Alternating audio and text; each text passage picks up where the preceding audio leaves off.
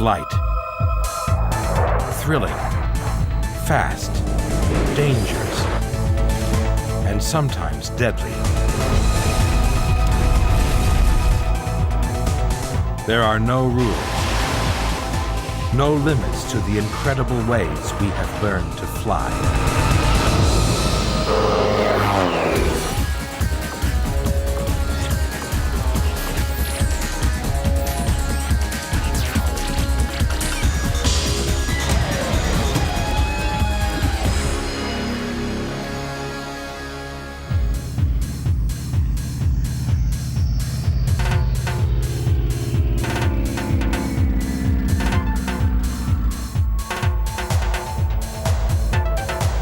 Man and machine, at one with the sky.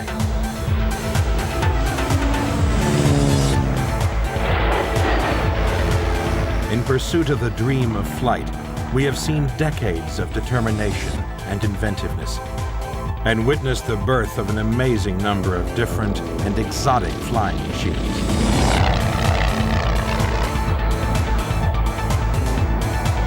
There are many different designs and types of power used to stay in the air. Each has its own flying abilities, but they all enable us to defy nature.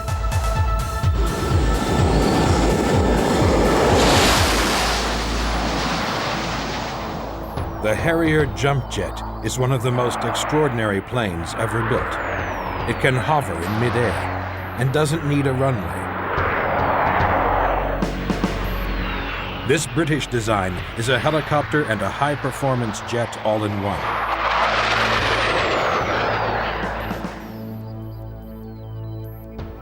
Flying the Harrier is awesome. The Harrier, to me, is the best aircraft in the Royal Air Force.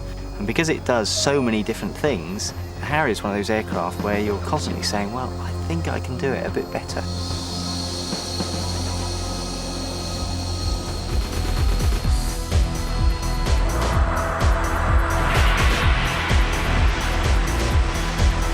The Harrier cruises at 500 knots. It's one of the world's most maneuverable jets. As a tactical bomber, it has supreme performance on low-level raids.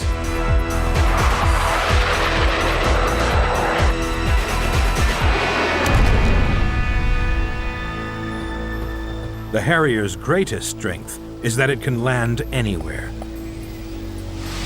Small landing sites can be set up near the front line, the aircraft hidden in a camouflaged shelter. Ground crews can rearm and refuel in just half an hour.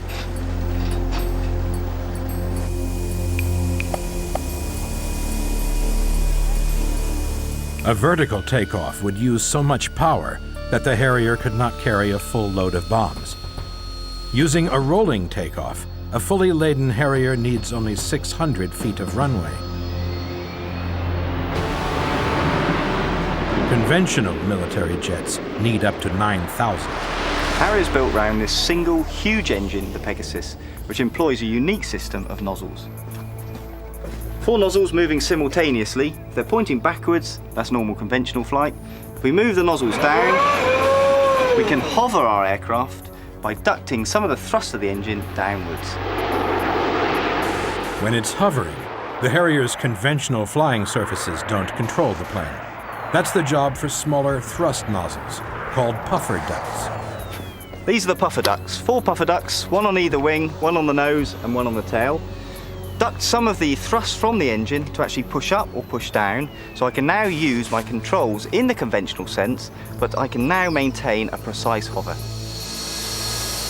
The pilot uses his stick to operate both the conventional control surfaces and the puffer ducts at the same time.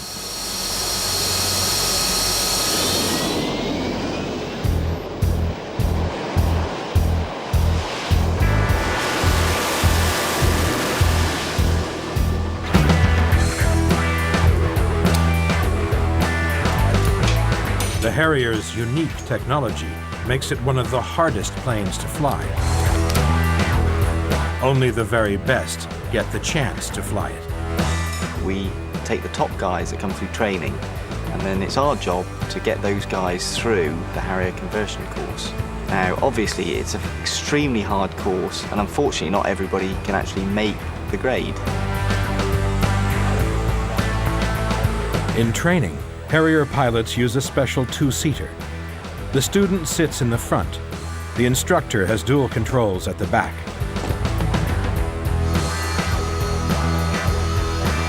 Here, Damien, on the takeoff then, looking to go to 55 nozzle, which will be coming against the stow stop.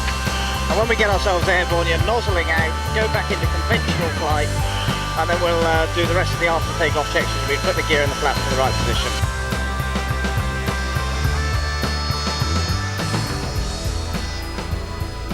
The Harrier is very, very unforgiving if a guy makes a poor error of judgment. If he puts the wrong flap setting when he's on a strip and he tries to get airborne, he will die. Okay, 15-second light, no spouts.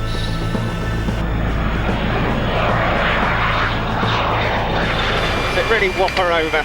The instructor in the back of the aircraft, he's working pretty hard to make sure he's matching what the student is doing. We don't want to see a student get a mistake between the throttle and the nozzle. Stage 1 of vertical flight training. Students repeat to perfection short rolling landings and takeoffs on difficult terrain.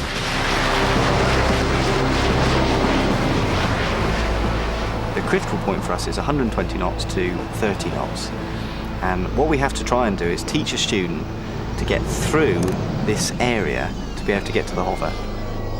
Learning to hover is the hardest stage of all. When you first start flying the Harrier, when you hover it, it's almost as though you're on a knife edge and you're afraid to move the stick or the throttle in case you fall off that knife edge. It's something that you've never done before. It's like no other aspect of flying you're doing. The concentration level is about as high as it possibly can be, because you know that if you do something wrong, the jet is liable to bite you and hit the ground like a brick. It concentrates the mind a heck of a lot.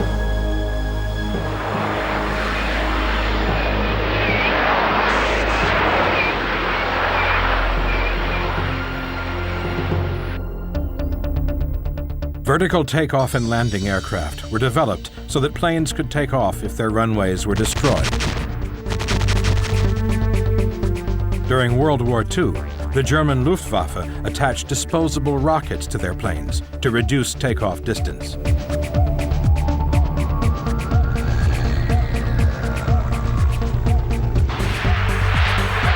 In the 50s and 60s, engineers worked on over 30 different prototypes.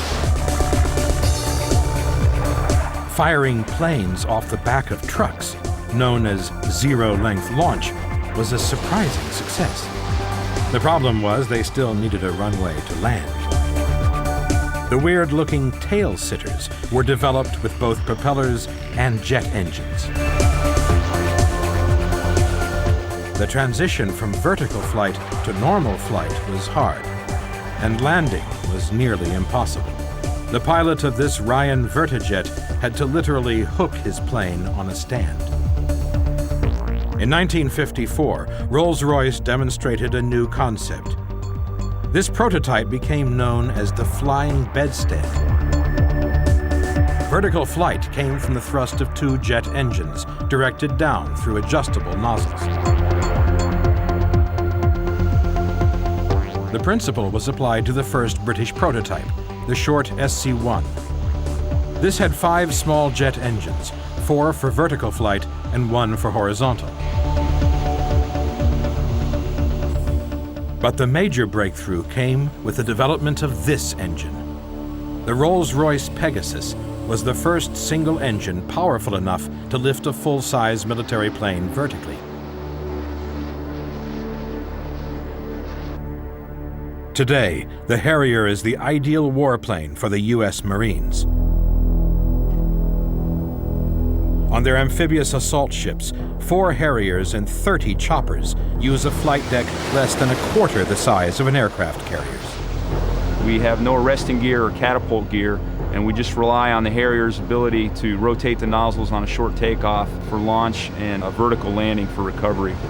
The nozzles will be aft at the beginning of the takeoff roll until you hit the end of the ship, where you'll be going somewhere between 90 and 110 knots. As you hit the end of the deck, you will move the nozzle lever down to 55 degrees, and then the airplane will fly away.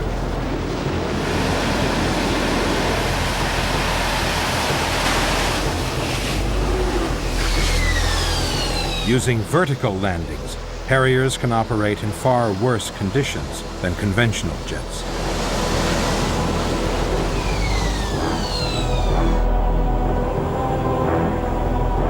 In combat, they provide vital support for the ground troops during amphibious landings. Each assault ship can put thousands of troops ashore by helicopter and landing craft. Ahead of them, the Harriers take out key enemy positions.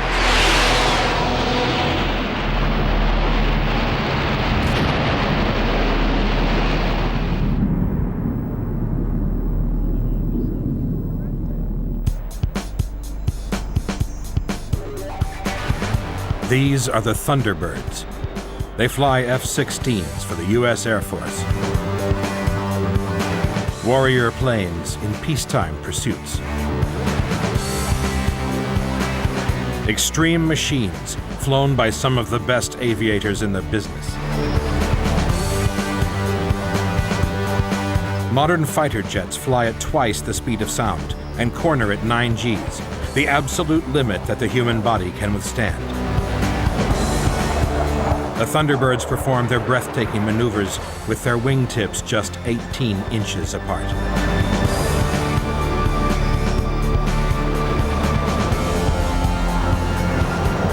There is no margin for error.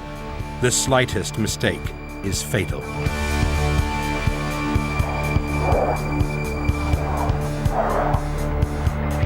(1988), an Italian Air Force display team at an air show in Germany.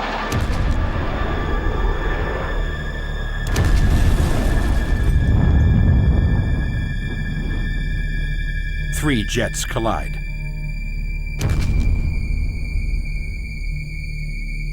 It's the world's worst air show crash.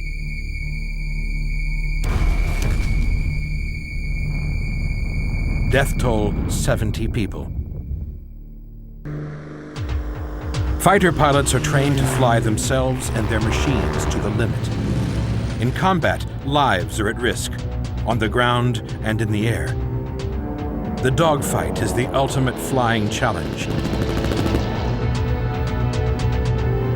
The pilots need skill and raw nerve.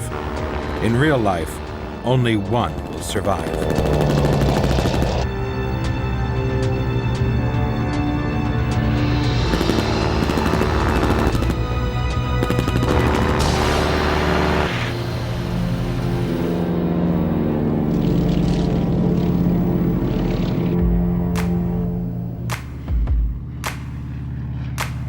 At Sky Warriors, anyone can learn to dogfight in 1950s fighter planes. Even if you've never flown before, you can come here and fly like an ace. So one of the first indications you'll have of a G-force is you'll have start to gray out in your eyes. And the first thing that goes is color. From that point, today, a policewoman, Donna, is about to do battle with Jeff, a musician. Neither are flyers. They're here to live out their fantasies in the skies. Okay, talk a little bit about why you're here. That's dogfighting, okay? Dogfighting is basically a game of angles and energy management. Sky Warriors take no chances. The instructors are ex-military air combat veterans. These guys know how to The guy fly. in back is trying to solve angles so he can come right in behind and take a shot. Like a rented apartment. Yeah, they're gonna have break off there slightly. What we have is a T-34A fighter trainer, fully aerobatic, high-performance airplane. The only difference is we have a laser on board and not the real gun. You know you've been hit because the laser will turn on one of 11 sensors on the airplane and smoke will pour out of your opponent's airplane. So it's as close to reality as you can get. It's a Mark 8 Mod 8 electrically powered optical gun sight, believe it or not, from World War II. Is that right? Yeah. Let's get you adjusted in the seat. It's going to be a tough fight. There's egos involved. I'm excited, nervous, extremely nervous. Gonna go up and kick butt.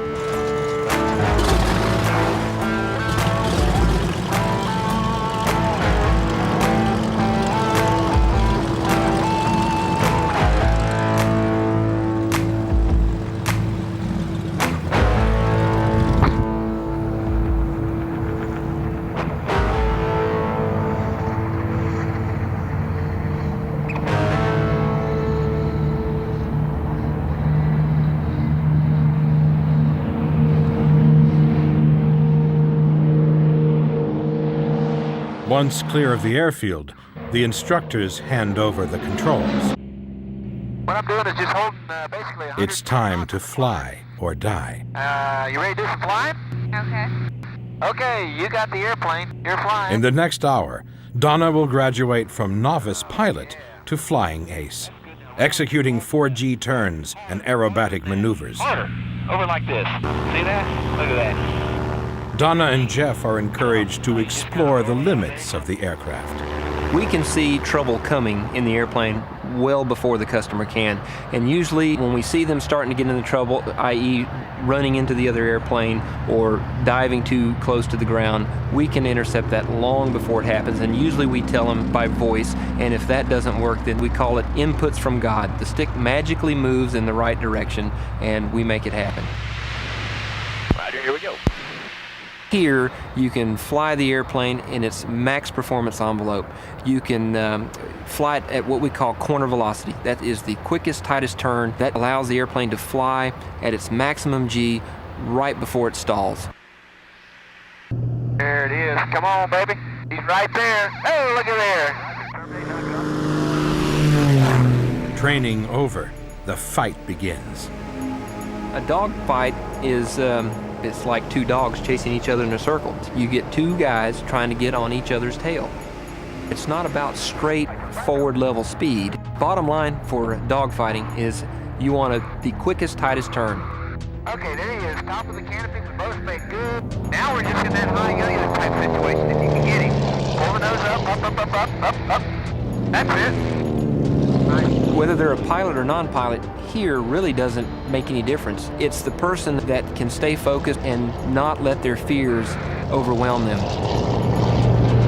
The dogfight demands the planes and pilots are pushed to the limit. Jeff pushes his T-34 too hard.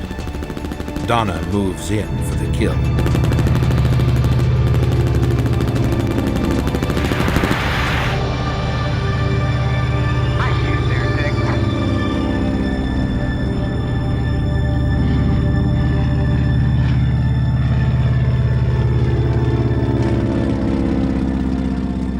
It's just so incredible, words can't explain. And to come in here off the street and be able to do it was just really, really wonderful. This is a fantasy, and to do it this way where you really get the feeling of what it was like back there when there's a Zero or a Mr. Schmidt or something on your tail, it's quite an experience. And even though it's lasers and just smoke and it's all fun and games, it's so real when you're up there. It really is.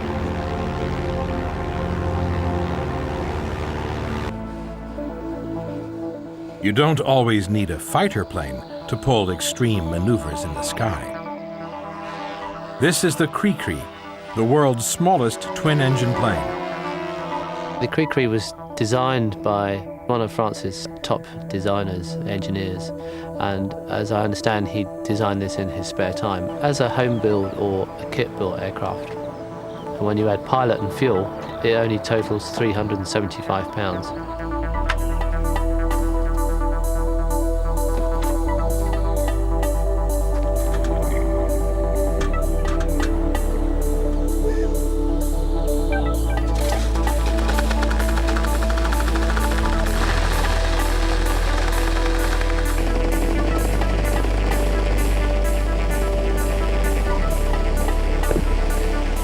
With its special roof platform, the Cree-Cree can be launched almost anywhere.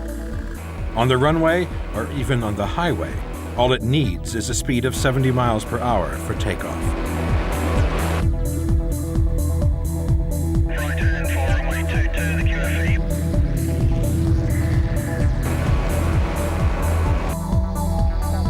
As we accelerate away, I call the speed out.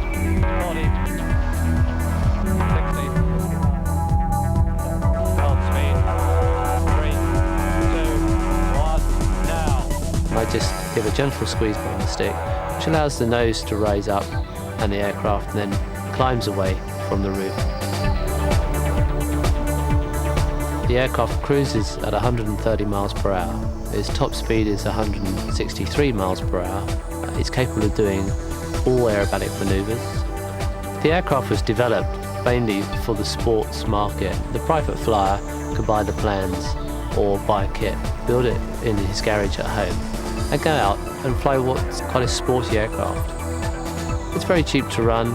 It uses 3 litres an hour of fuel. About 100 of the aircraft are now flying throughout the world.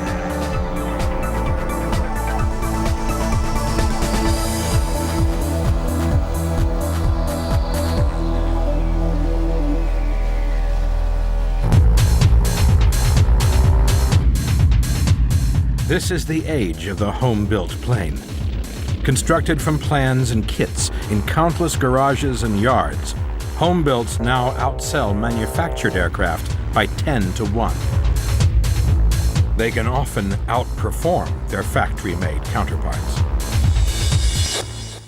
It's a beautiful day for flying today. Sure glad it's not windy like it was yesterday and cold. Ooh. And rainy. Of course, one thing we don't do out here in Texas is we complain when it rains. The last guy I heard of that complained when it rained, they shot him.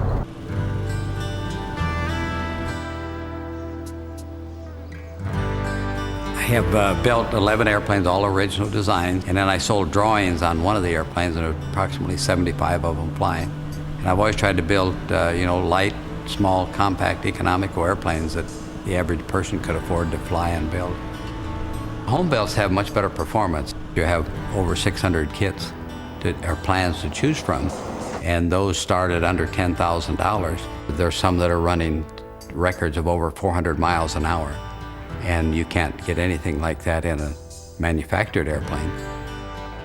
The DA-11 is Leon's gift to the backyard flyer, powered by, believe it or not, a lawnmower engine. This is a 20 horsepower lawnmower engine built by Briggs & Stratton. Normally they first came out with 18, and now we put a new carburetor on it and it develops 20 now. And that gives us real good performance and real good economy. Doesn't burn hardly any fuel. Incredibly, this all-metal plane weighs just 170 pounds. It flies 100 miles to the gallon at 135 miles per hour. We're about to go fly the DA-11, which is quite small, but everything's relative. It flies just like a real airplane. Let's go.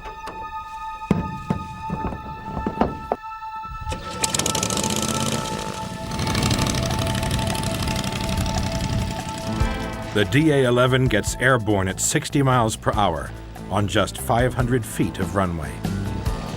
Leon's test pilot, Ken Shugart, is surprised by its performance. It's quite responsive because of its extremely lightweight. For its horsepower, it's extremely fast. It's very maneuverable. Basically, I just sit in here and ride. Leon worked as a mechanic in the Air Force and for McDonnell Douglas, but has no formal training in aircraft design. He taught himself. I'm dyslexic. Dyslexics don't do as well with the printed word, and we try to work with our hands, and usually we're quite competitive. And we strive to excel in what we do. When I get on an airplane, I work about 6 days a week, and I work as high as 16 hours a day. Armed with a few simple tools and a few simple rules, Leon's genius is to build planes that easily match the factory-built product. This is my shop where I design and build airplanes. I can do approximately 99% of the work in here. My design tools are a simple calculator and a notebook. And from there, I visualize what the aircraft is going to look like. I work with metal almost exclusively. I would build the windshield out of metal if I could. The worst enemy of an airplane is weight. We have to lift it off the ground, we have to drag it through the air. Power to weight ratio is the most important thing. You can increase the horsepower, which will cost you more, or you can decrease the weight, which doesn't cost you anything. Back in 1946, the industry built 35,000 airplanes. In 1996, they built just over 1,100. And this is caused by the fact that the price has just gone up and up and up, and they've driven the average person out of the market. And this is where the home built has come in and filled the void. But we have a very important place in aviation because right now we're leading the way.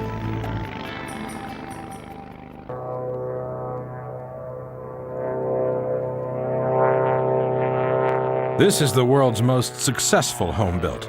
It's called the Long Easy.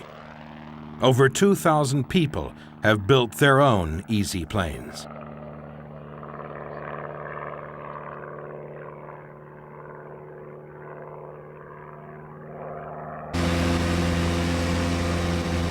This airplane was built in 1988. It made its first flight. It's my own personal airplane that I built at home in the garage. It's since got some 1,300 hours on it and 9 years of flying. It's really been a very popular airplane. I think the reason it is so popular, it's a great combination of performance and handling characteristics. It breaks all the rules. There's a propeller at the back and a tiny canard wing on the nose. This special wing is designed to prevent stall, the dangerous loss of lift when flying too slowly. It makes the Long Easy a very safe plane for amateurs. The designer, Bert Rutan, also created one of the most extraordinary flying machines ever built, Voyager. Voyager was built for a single special flight, a non-stop journey around the world without refueling. The particular materials and the manufacturing method that we used for Voyager had to be low cost because we had a very low budget. It was one of the first airplanes that was built entirely out of graphite epoxy structures. In December 1986, Voyager took off from Edwards Air Force Base in California at the start of a historic 9-day flight. The thing that made the Voyager stand out is that 73% of the takeoff weight was fuel. The wings and fuselage were filled with 1,200 gallons of fuel. The two pilots, Rutan's brother Dick and Gina Yeager, were crammed into the tiny cockpit. In smooth air, the Voyager was actually a delight to fly. In turbulence, though, it became a real bear.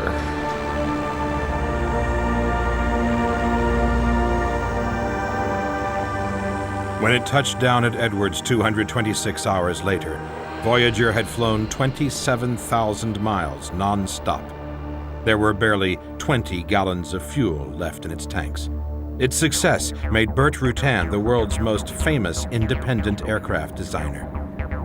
This is his latest creation, the Boomerang. I named the airplane the Boomerang because of the shape of the wing and planform. It swept forward at the left engine, so it has an asymmetric boomerang with one longer wing than the other, very much like the Aboriginal boomerangs. Another radical design with exceptional performance and stability. It's a one-of-a-kind for Rutan's personal use.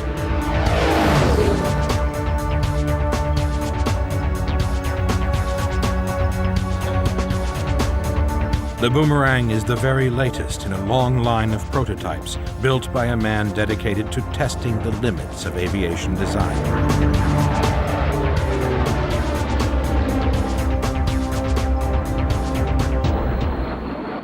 He built his Ares fighter just to prove that a high-performance military jet could be developed cheaply. One of the reasons we've done so many airplanes is that we tend to not shy away from projects because of risk. We'll do exciting things. We'll do pure research. We will go out and build an airplane if we think it'll work.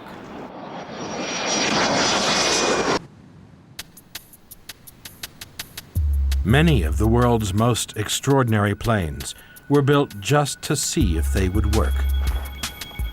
In 1979, the Gossamer Albatross flew its way into the record books with an incredible human-powered flight. Cyclist and hang glider pilot Brian Allen produced enough power just 0.3 horsepower, to cross the English Channel at 11 miles per hour. The huge wingspan was designed to maximize lift with the least possible weight. Its mylar skin, less than 1/1000th of an inch thick, gave the Gossamer Albatross a weight of just 55 pounds. The crossing began at dawn in still, calm air. In mid-channel, headwinds cut Allen's speed in half. He was ready to quit. He climbed a few feet and found smoother air. He decided to push on.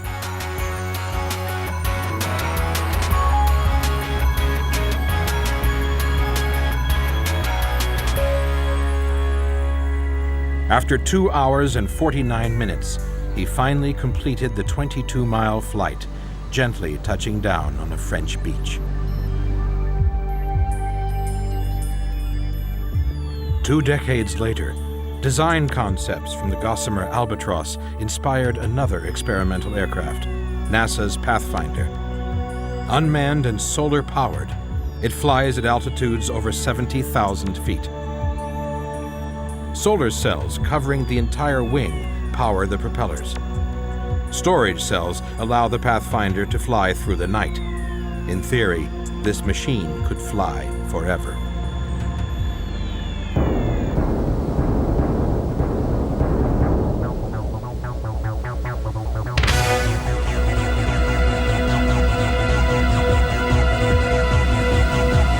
Angel Falls, Venezuela, the world's tallest waterfall.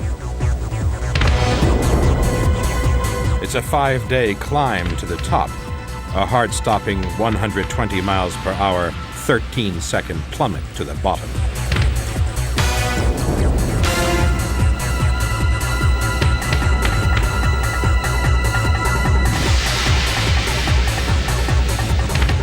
These base jumpers pulled their ripcords just seconds before hitting the ground.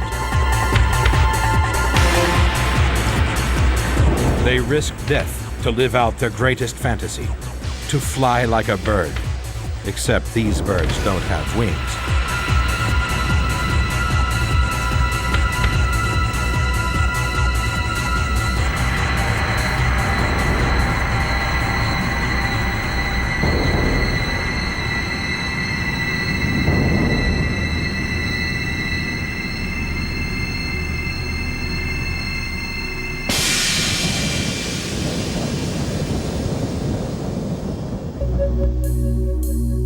If you want to fly a simple wing, try a free surfing board. Descending at terminal velocity, it's the ultimate aerobatic experience.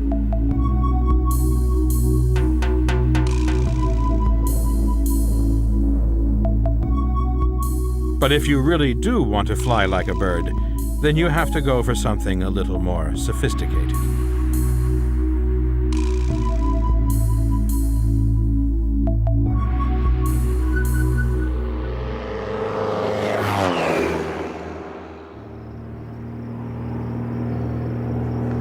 Perfectly designed to harness the elements, the glider is much more than a plane with no engine. Okay, glider off the ground again, tow plane's coming off. Stan McGrew is an experienced instructor pilot.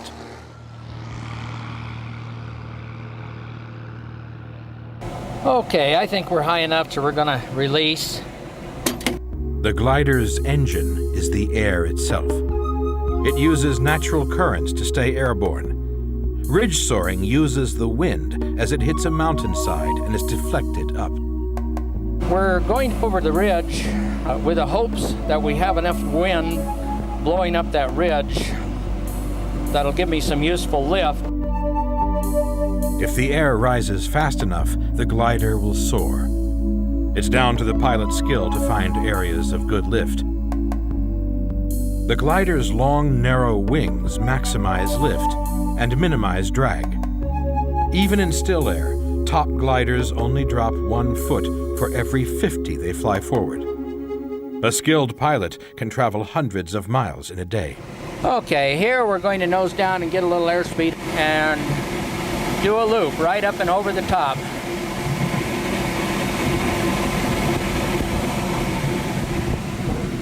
Oh, upside down and down the other way. Now we'll try a hammerhead stall to the right. Up, oops. And fall through like a hammer. Now one the other way.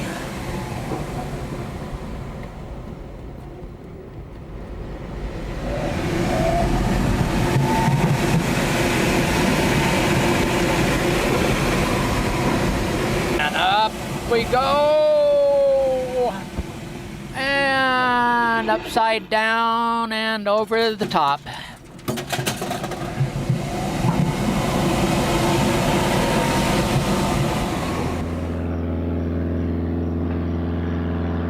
Utah manufacturer Dick Cheney has developed a new type of glider.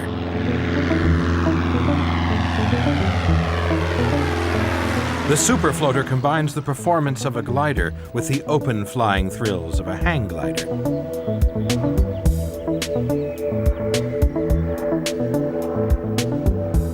The enjoyable part of flying the Superfloater, which is an ultralight sailplane, is that you're out in the airstream, you can see the air, the wind is flowing in my face. It's a really exciting experience. The reason I enjoy flying the Superfloater is because of its slow speeds. And you're out in the open, it has quite a bit of maneuverability, just like a regular sailplane, except everything happens slower.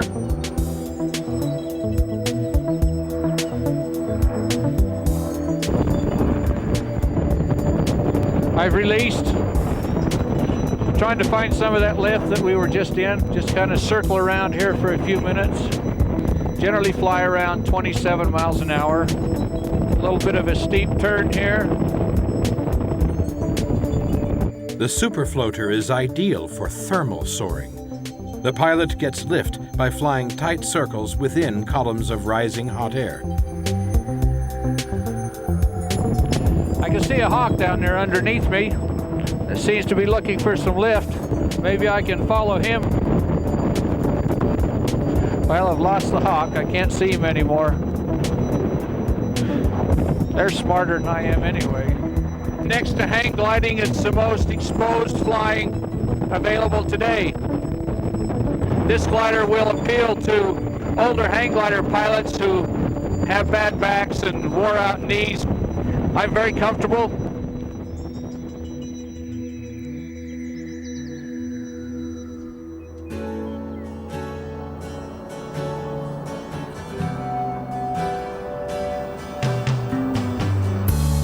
This is Point of the Mountain, Utah, one of the world's greatest natural sites for hang gliding and paragliding. It's a mecca for flyers from all over the world.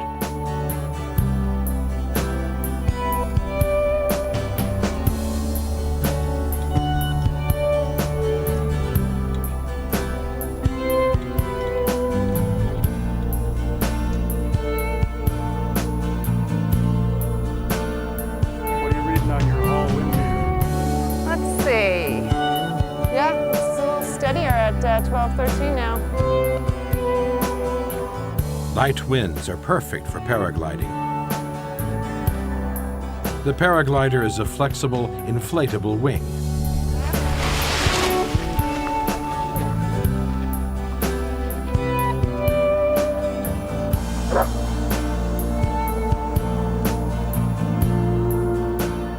The world's slowest aircraft. It cruises at 15 miles per hour.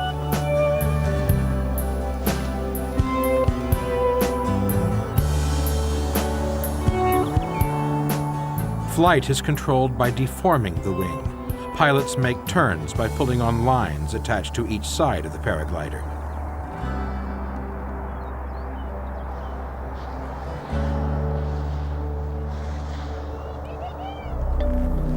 The hang glider is much more of a plane, stiffer, faster, and more versatile.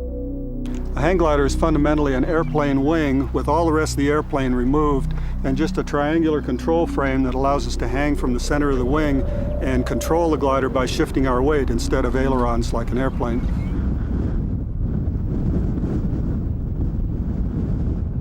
John Heine has designed his own aerobatic hang glider, the Predator. Predator we've designed to be of optimum performance for cross-country racing and freestyle, and the shape of the wing out in the tip area is the main thing that allows the higher speed and better glide angle. The Predator will accelerate from minimum speed to 80 miles an hour in less than 5 seconds, and which is just what you need, for example, for doing a loop. A hang glider wing needs about 20 miles per hour of air flowing past it in order to generate the lift to be able to carry your body. Here's how you turn a hang glider. If you want to turn left, you need to shift your body weight to the left, like this. And then in order to roll out of that turn, you need to shift your body weight to the right in order to level out. To speed up, you pull your body weight forward. You go faster. Slow down, you let your body weight back. In the hands of an expert, a hang glider can soar as high as 20,000 feet, as high as a commercial jet.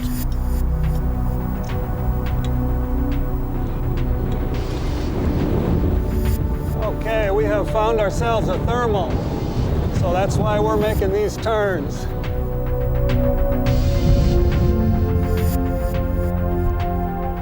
"2,000 feet up, John Heine practices his freestyle technique.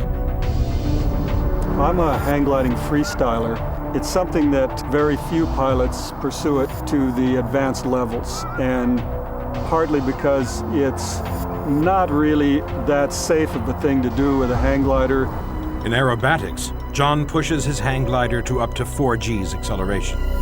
They obviously handle the G loading and a little bit more of what we do in freestyle, but in general, you'd like a craft to be at least twice as strong as what you'd expect to use.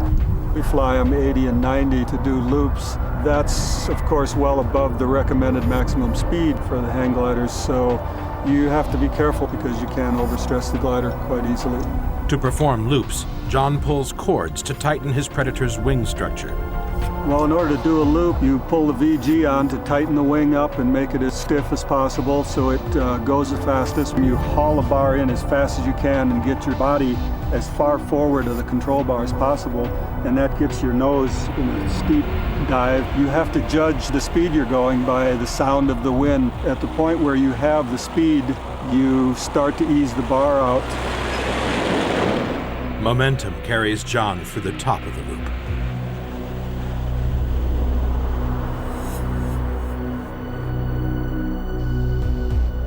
John Heine holds the world record for consecutive loops in a hang glider. In 1988, I decided to see how many loops I could do. I got somebody to take me up in a hot air balloon to about 9,000 feet above the ground, and I released and started looping. Glider away.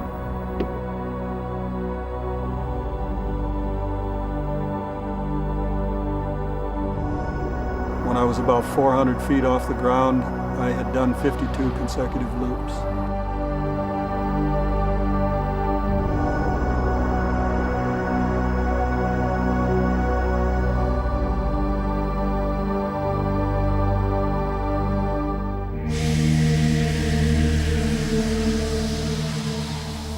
This is the jetpack, the ultimate personal flying machine. Strap it on and take off.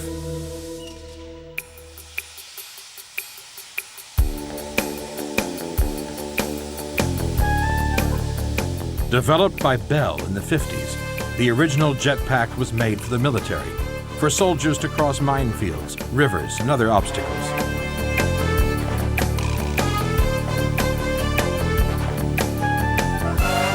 It could fly at 60 miles an hour with spectacular agility.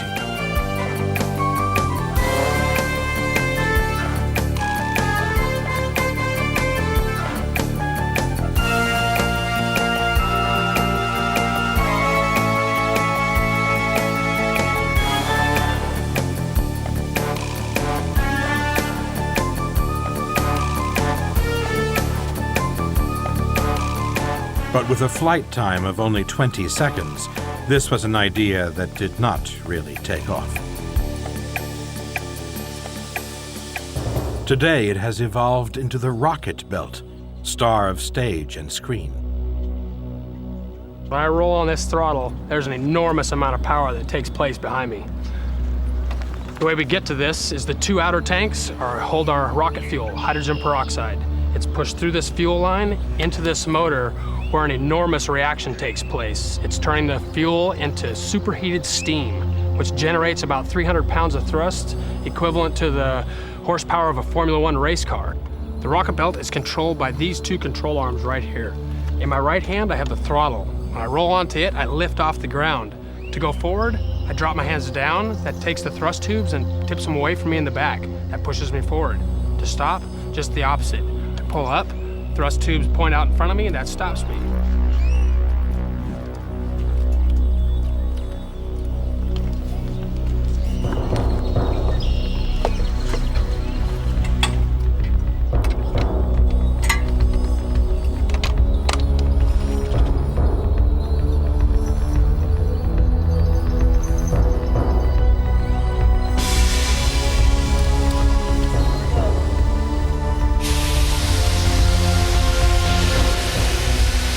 And once I roll on the throttle, it's just, I get a real gentle, my whole body's just being lifted off the ground. There's not any great force tugging on me, but it's just like somebody just lifting me up off the ground.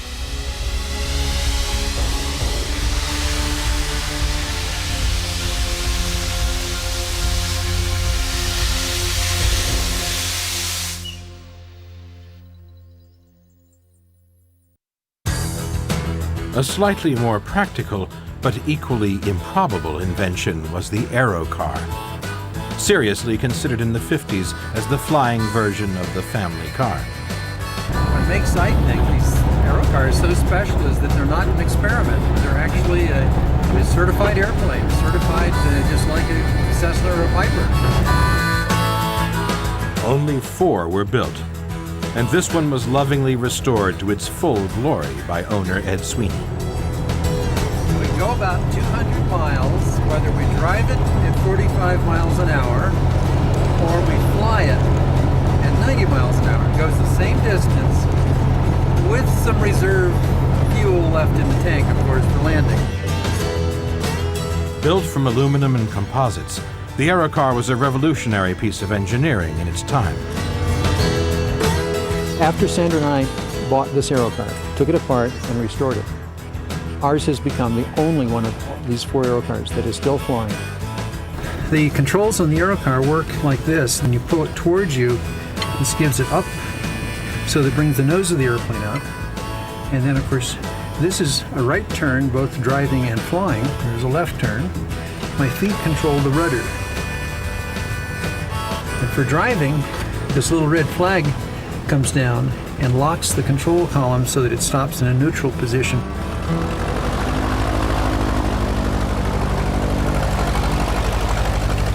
And we're going to do something with the Aerocar that most airplanes cannot do. We're going to stop. We're going to put the transmission in gear. And we're going to back up. It flies like driving a car. It maintains its speed perfectly. It maintains its altitude according to your adjustment of the controls. And we have a lot of fun flying it.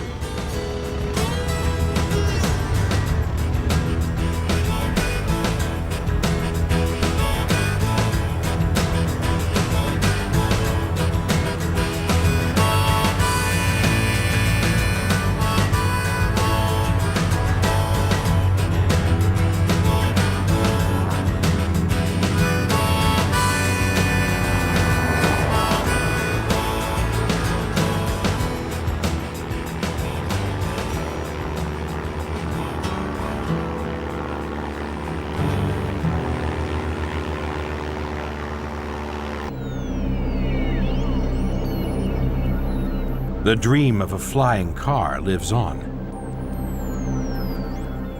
In California, the Muller Sky Car began as a single-seat flying saucer.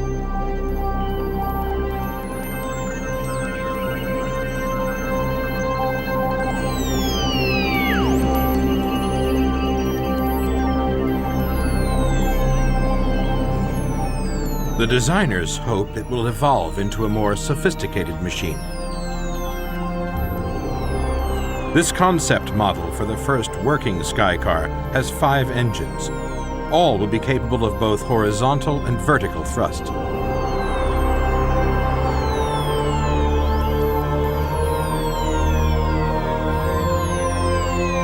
The Skycar of the 21st century will be controlled by computers and use satellite navigation systems to fly electronic highways across the skies.